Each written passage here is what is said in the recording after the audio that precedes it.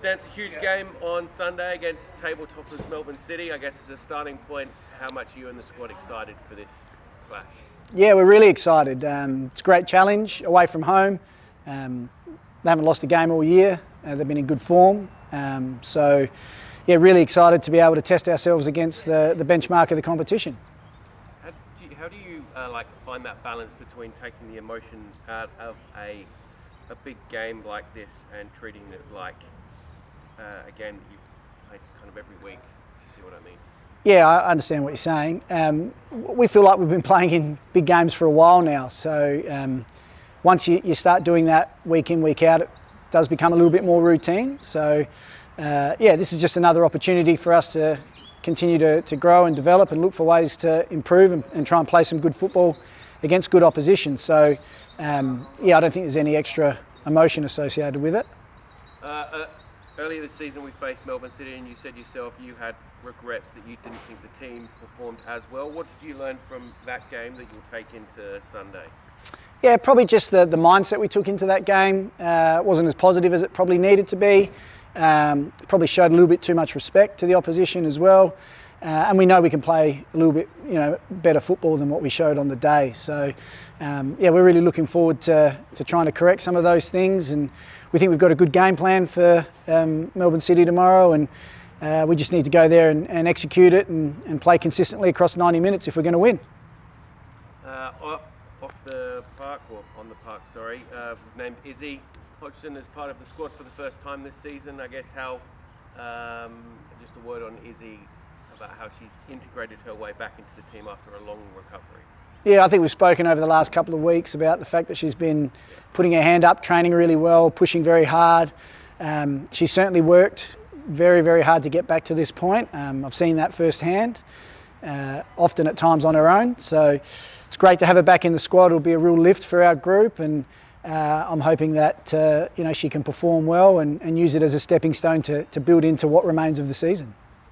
Can you just explain how the captaincy will work now that Izzy has come back into the fold? Is it like a leadership group scenario now? Talk to us about that. Yeah, we have a leadership group. There's 4 players in that.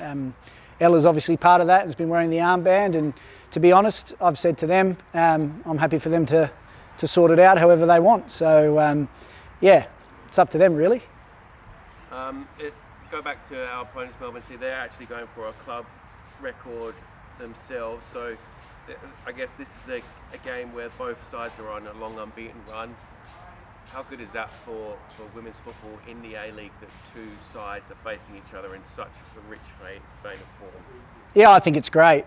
Creates a bit of buzz around the game for the neutral viewers as well as the supporters of both clubs. And like I said, it's an opportunity for both teams to test themselves against another team that's in form.